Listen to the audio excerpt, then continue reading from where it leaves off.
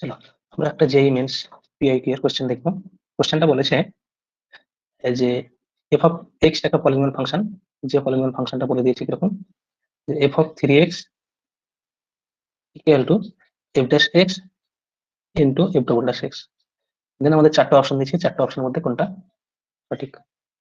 খুব সুন্দর কোশ্চেনটা। আমরা কোশ্চেনটা কিভাবে সলভ করবো সেটা জন্য আমাদের প্রথমেই যেতে হবে যে ফাংশনটাকে আমাদের ফাইন্ড করতে হবে, এফ অফ এক্স ফাংশনটা কি। একটা জিনিস লক্ষ্য করে দেখো, আমরা ধরে নিচ্ছি যে এফ অফ এক্স ফাংশনটার যে হাইয়েস্ট পাওয়ার, মানে আমরা ডিগ্রি বলতে পারি, সেটা কি এন।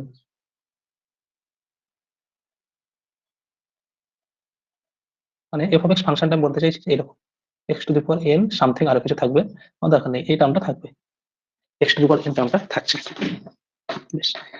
এখন এফ অফ এক্স এর যদি ডিগ্রি এন হয়, তাহলে আমরা জানি এফ ড্যাশ এক্স এই ফাংশনটা ডিগ্রি কত হবে, এই ফাংশনটা ডিগ্রি কমে যাবে, কত হবে তখন এন মাইনাস ওয়ান। কেন? আচ্ছা সাবধানে আমি এটাই ধরে নিচ্ছি যে এফ অফ এক্স ফাংশন হবে x to the power N, তাহলে আমাদের কত হবে F dash x N x to the power one. এটা এখন হাইস্ট টার্ম হয়ে গেল, তাই না? হাইস্ট পাওয়ার হয়ে যাচ্ছে, তাহলে দেখো এখান থেকে আমরা বলতে পারছি এর ডিগ্রি কত এন মাইনাস ওয়ান। ঠিক একইভাবে এফ ডবল ড্যাশ এক্স এর ডিগ্রি কত হবে, হ্যাঁ এর ডিগ্রি হবে আরো এক কমে যাবে, তাহলে এন মাইনাস টু হয়ে যাবে। মনে হয় কি করে হচ্ছে দেখো, এটাকে আবার ডিভাইড করো, এটা ডিভাইড করলে কত হবে N into N minus one X to the power N minus minus one N minus two. তখন হাইয়েস্ট যে আমরা ডিগ্রিটা পেলাম সেটা কত এন মাইনাস টু। বেশ। এখন আমাদের যেটা কাজ হচ্ছে এই আকারে, কোশ্চেন যেটা বলেছে সে আকারে আমরা দেখবো। যদি এফ অফ এক্স এর হাইয়েস্ট ডিগ্রি এটা হয়, আর এখানে কোশ্চেনে বলছে এই এফ অফ এক্স এর হাইয়েস্ট ডিগ্রি আর F dash X and F double dash X এদের এই দুটো ফাংশনের গুণফলের হাইয়েস্ট ডিগ্রি কত হবে, তাহলে আমরা F dash X into F double dash X এর ডিগ্রিটা আমরা দেখবো কত হতে পারে। আচ্ছা এফ অফ এক্স এর হাইয়েস্ট ডিগ্রি কত, যদি ফাংশনটা দেখি এফ এফ ড্যাশ এক্স, তাহলে সেটা কি x to the power minus one. এরপরে এই ফাংশনটা যদি দেখি এফ ডবল ড্যাশ এক্স ফাংশনটা, তাহলে সেটা হচ্ছে X to the power N minus two. আমি বাকি আর কিছু লিখলাম না, এই N N into N minus one আমি এগুলো লিখছি। আমি কি ফাইন্ড করতে চাইছি, আমি ফাইন্ড করতে চাইছি ডিগ্রি, এই জন্য আমি ডিগ্রিটাকে গুরুত্ব দিচ্ছি, বাকি কিছু গুরুত্ব দিলাম না। দেখো এটা তাহলে কি হয়ে যায়, পাওয়ারটা অ্যাড হয়ে যাবে, তাই না? তাহলে X to the power N minus one plus N minus two কত হচ্ছে, তাহলে X to the power two N minus three. তাহলে ডিগ্রি আমরা কত পেলাম, F dash X into F double dash X এর ডিগ্রি হচ্ছে টু এন মাইনাস থ্রি। বেশ। এর ডিগ্রি, আর এখানে দেখো এফ অফ থ্রি এক্স, আচ্ছা এফ অফ এক্স এর ডিগ্রি যদি এটা হয় এন হয়, তাহলে আমরা বলতে পারি এফ অফ থ্রি এক্স এর ডিগ্রি কত হবে, এফ অফ থ্রি এক্স এর ডিগ্রি, মানে আমি এখানে একটা থ্রি মাল্টিপ্লাই করে দেবো, ডিগ্রি কি চেঞ্জ হয়ে যাবে, ডিগ্রি থ্রি থ্রি থাকবে, তাই না? তাহলে এফ অফ থ্রি এক্স এর ডিগ্রি হবে কত এন। কোশ্চেনে কি বলছে এই দুটো ফাংশন সমান, তাই না?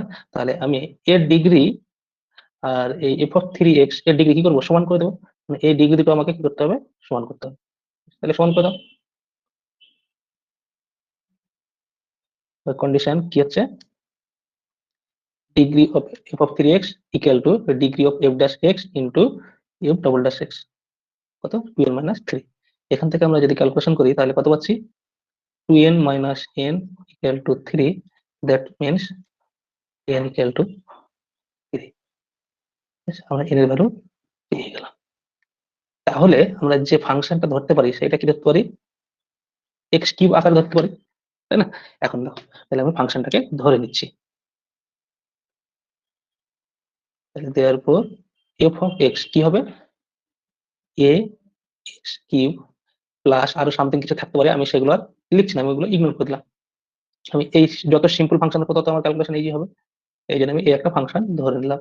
কি ধরলাম, F of x equal two A x cube three. এই কোনো ভুল ধরা হচ্ছে, কোনো ভুল ধরা হয় না আশা করি, আর যে ফাংশন ধরবো সেটাই ধরা যাবে। Yes. এখন বলো এটা এফ ড্যাশ এক্স কত হবে থ্রি এ এক্স স্কোয়ার, তাহলে আমরা এটা কেন ধরলাম? কারণ কিছু তো একটা হতে পারে, তাই না? কিছু তো একটা থাকবে। এফ ডবল ড্যাশ এক্স কত হচ্ছে?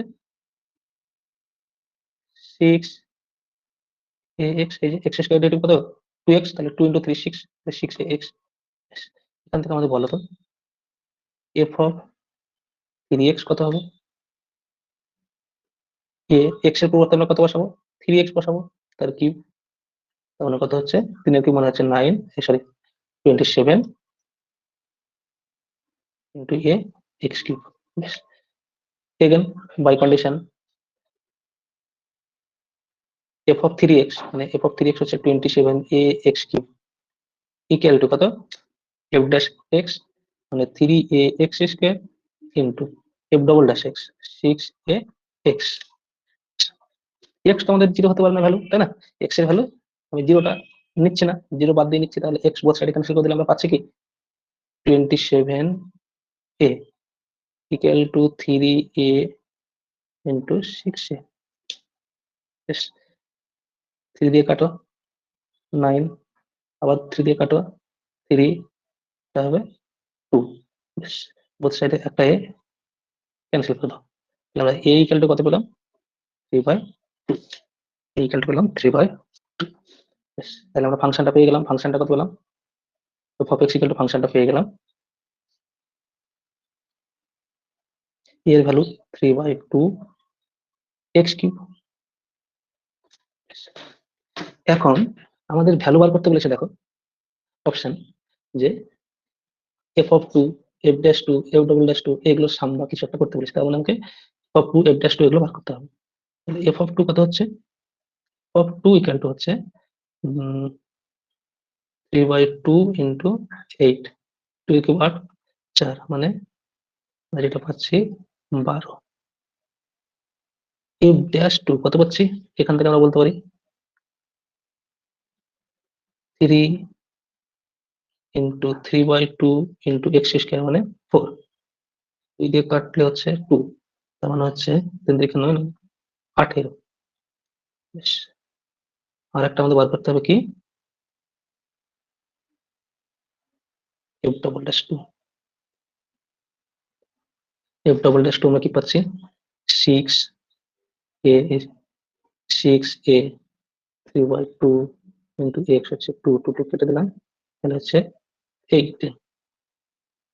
তাহলে আমরা পেলাম f dash 2 18, আবার f double dash 2 পেয়েছি 18। দুটোর ভ্যালু কি সেম, 18। অপশনটা একবার দেখে নিই।